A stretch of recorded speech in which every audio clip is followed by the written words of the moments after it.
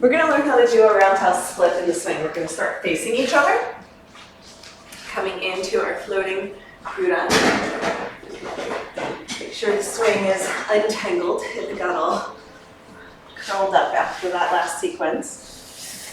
Okay, so from sumo, leg loops on, this is going to be the full vinyasa flow. I call it the swinging flow sometimes. So leg loops at the ankles. We're just building on what we learned yesterday from number 3. And I do a lot of repeating just so it gets like, cellular memory, so it gets ingrained.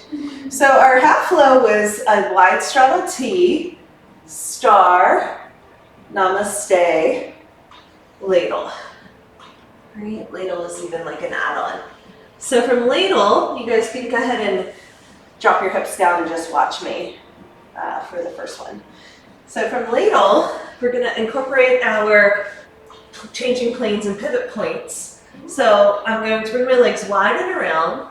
Simultaneously, I'm going to bring my hands down to the ground, and I'm going to time it. So I'm walking to 12 o'clock, keeping tension on the leg loops if possible.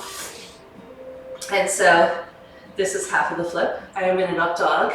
I can press with straight arms back to an upside down dog. Pull forward for up dog. My legs are really working, pulling down in the leg loops. And then I'm going to be spring loaded. I'll do like up dog, down dog, and then I'm going to release my hands and flip around.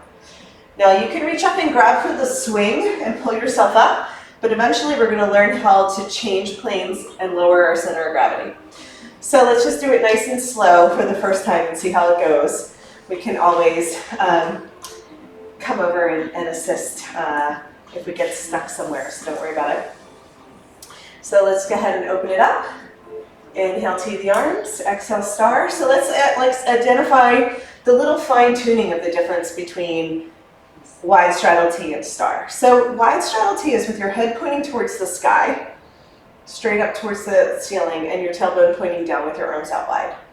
Okay, star is with the lower body exactly the same, but you rotate back from the upper thoracic spine and open the arms out to the side more. Yeah, so not the neck, the heart. So try, yes, let's keep the neck happy for like the rest of our lives by not straining it so much. And then hands to prayer, namaste, squeeze the legs together, lean back. From there, reach up, grab for the swing, slide into ladle, make sure the swing is in the sweet spot because it is going to be locked in for the rest of the practice. So just see if you need to wiggle it or adjust it. I usually have people really take their time here because it makes a big difference. Okay? Now from here, we're going to bring our legs wide out to the sides. Hands come down towards the ground. You're going to walk your hands to the front of the mat, so 12 o'clock. And at the same time, bring your legs all the way around. So your legs have to go to the front plane. So walk forward and bring your legs around. Bring your legs around faster. All the way. Yes. So you don't want to like overarch the back there, right? Mm-hmm. Great. So now walk your hands forward a little bit more, Selena, to the front of the mat. There you go.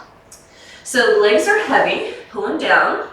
Inhale, look forward for an up dog. Straight arms, press your chest back for upside down dog. Keep the legs heavy. See if you can keep that tuck and that engagement that we just learned. Inhale, pull forward. Exhale, press back. So even in your upside down dog, Selena, engage and tuck through your pelvis. Okay? Inhale, pull forward. Hands shoulder distance. Now we're going to pull past our fingertips and we're going to be spring loaded. Go ahead and release your arms and come to sit. Just try it. Whee! Yeah, you can reach up and pull. Good. So that's our roundhouse flip. It's our first flip. And now we have lots of sway. So we're going to do that a few more times. I just want to show you and isolate the flip so you can see it and how we're working with the pivot points. So when I press my hips up, my upper body comes down. When I drop my hips, my upper body comes up. So I don't need to use my hands anymore. It was the same when we learned how to do the rowing. It was like, oh, you can do that without using hands, and it was really hard. So we're starting to activate our core and learn how to move from the pivot point of our hips, which is lowering our center of gravity. You can see how this is a lower point if we're really moving from our hips. Yes, okay, thank you. Yes, okay. So press your hips up and let your head lean back, and then drop your hips down and let your head come up. But let the movement come from the hips and not the head. Just see if you can do that without the flip a few times. Keep your head in line with your body. And push your hips up. Let your head drop down. Drop your hips down and let your head come up like a lever. Yeah. Just see if you can feel that. The swing's going to slide up and down kind of intensely, giving you a bit of a rug burn, but you get used to it. Okay, so let's incorporate that movement into the rest of the practice, kind of taking little bite-sized pieces. Inhale T, exhale star, inhale namaste, exhale reverse. Inhale, reach up, grab for the swing, exhale ladle.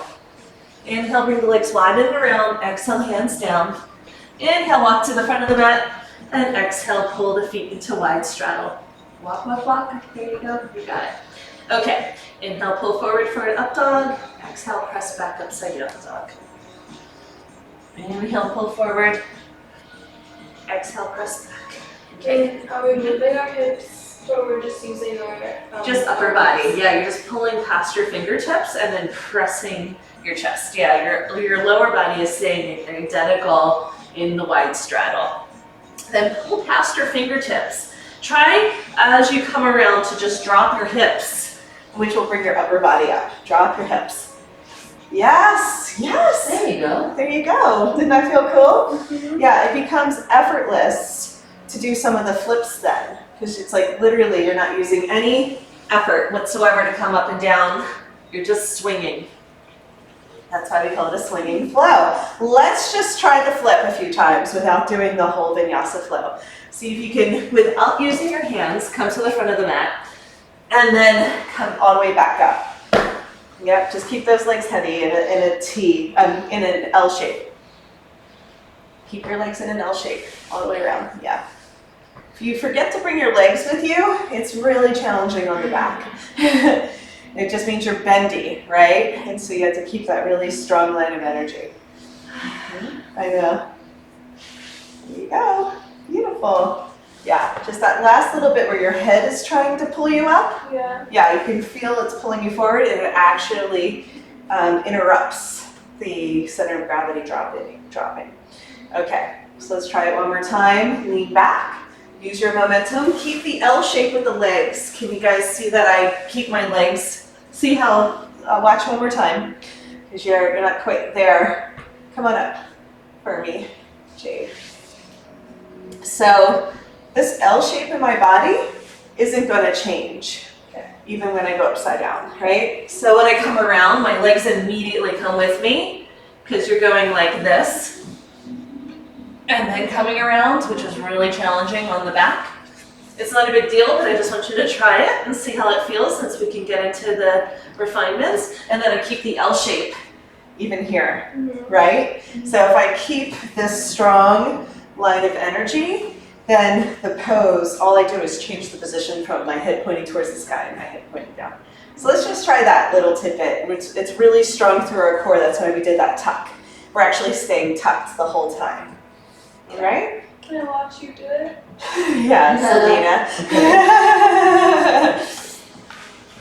Yeah, so she let her legs go back a little bit, but that was good, because then she brought them.